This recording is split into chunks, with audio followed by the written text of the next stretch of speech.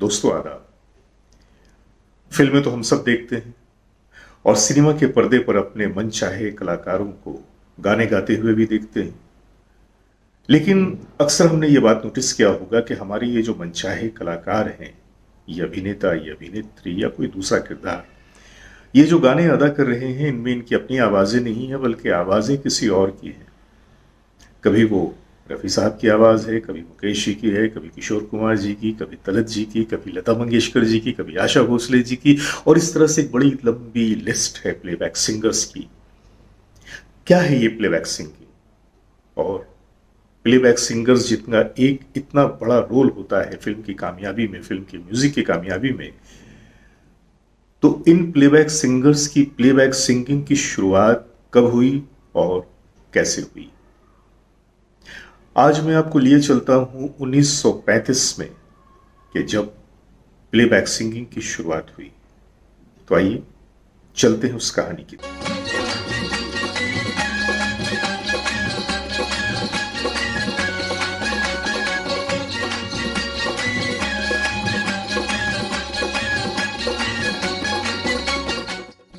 Playback singing की शुरुआत सबसे पहले 1935 में की गई।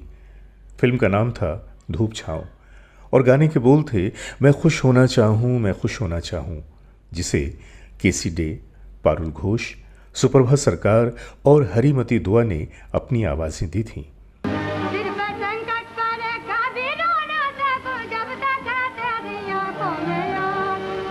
बोल लिखे थे पंडित सुदर्शन जी ने और संगीत दिया था रायचंद बुराल ने। उसके पहले अदाकार खुद अपनी आवाज में ही अपने गाने अदा कर लेते थे।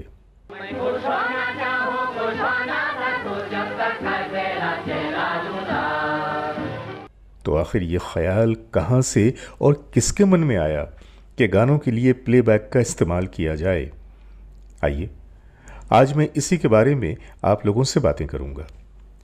प्लेबैक की इब्तिदा का सेहरा जाता है म्यूजिक डायरेक्टर रायचंद बुराल के सर, जो उन दिनों न्यू थिएटर्स से जुड़े हुए थे और न्यू थिएटर्स के बैनर तले एक फिल्म बन रही थी धूप छाँव, जिसके डायरेक्टर थे नितिन बोस। और धूप छाँव उसी साल बनने वाली एक बंगाली फिल्म भाग्य चक्र का रीमेक थी। तो हम ये कह सकते हैं कि गर्चे हिंदी फिल्म जगत में धूप छाँव पहली फिल्म थी, लेकिन उसकी शुरुआत भाग्य चक्र की वजह से हुई। खुश होना चाहूँ, मैं खुश होना चाहूँ को पहले प्लेबैक सॉन्ग का दर्जा हासिल है।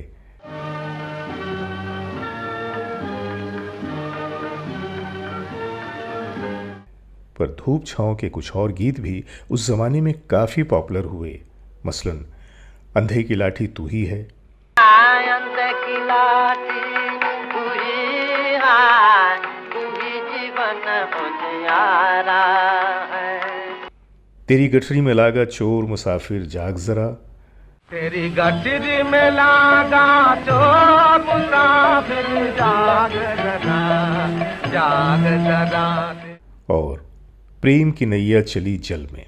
प्रेम की नैया चली जल में मोरी, प्रेम की नैया चली जल में। केसी दे और सुप्रभा जी के ये गाने खुद अपने लिए गाए थे, गर्चे फॉर्मेट प्लेबैक का ही था, लेकिन पर्दे पे उन्होंने अपने गानों को खुद ही अदा किया था।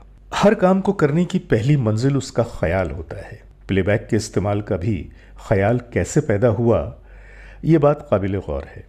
एक दिन नितिन बोस गायक और संगीतकार पंकज मलिक को लेने के लिए उनके घर पे गए, तो बाहर उनके इंतजार में गाड़ी में बैठे हुए थे और हॉर्न बजा बजा कर उन्हें जल्दी बाहर आने का इशारा दे रहे थे।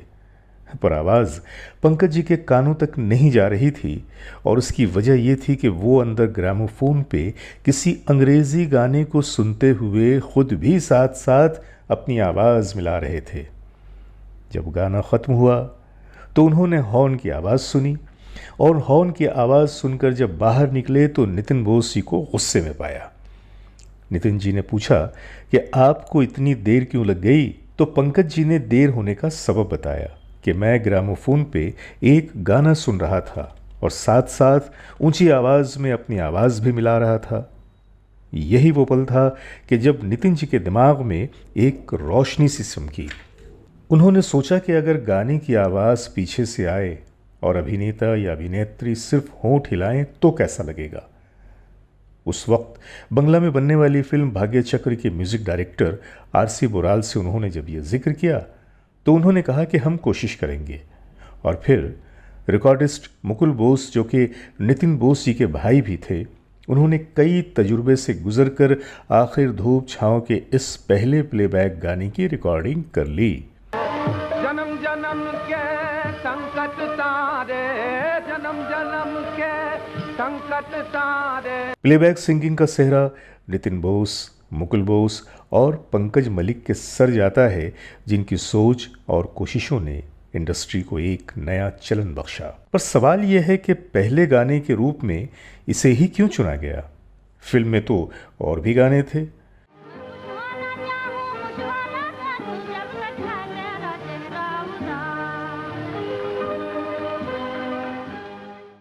तो कहानी यूं है कि हिंदी फिल्म संगीत के 100 साल पूरे होने पर हिंदी फिल्मी इतिहासकार श्री विजय बालाकृष्णन ने अपने एक इंटरव्यू में इसकी वजह बताई कि इस फिल्म में एक लंबा स्टेज सीन फिल्माया जाना था, जो कि एक गीत था।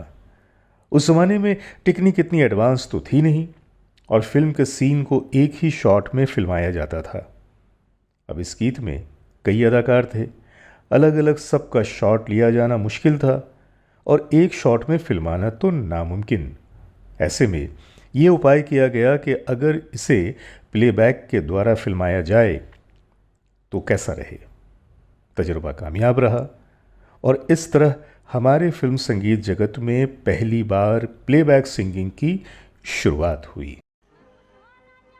तो देखा आपने हमारे फिल्म संगीत जगत में प्लेबैक सिंगिंग की शुरुआत कैसे हुई। कितनी छोटी सी बात वजह बन गई कितने बड़े इनोवेशन की। अगर उस दिन नितिन बोस जी पंकज मलिक साहब को साथ में स्टूडियो ले जाने की खातिर उनके घर पे न जाते, पंकज मलिक जी अगर गाने नहीं गा रहे होते तेज आवाज में, तो फिर वो तो हॉर्न सुन लेते और नीचे आ जाते, और अगर नीचे आ जाते तो शायद फिर नितिन बोस जी को ये आइडिया नहीं मिलता।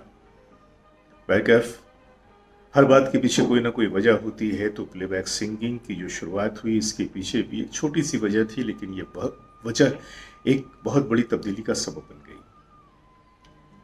आज की कहानी में बस इतना ही। मिलते हैं फिर किसी अगली कहानी के साथ। तो अपने दोस्त जावेद नसीम को इजाजत दीजिए। आदाब, शुभ रात्रि।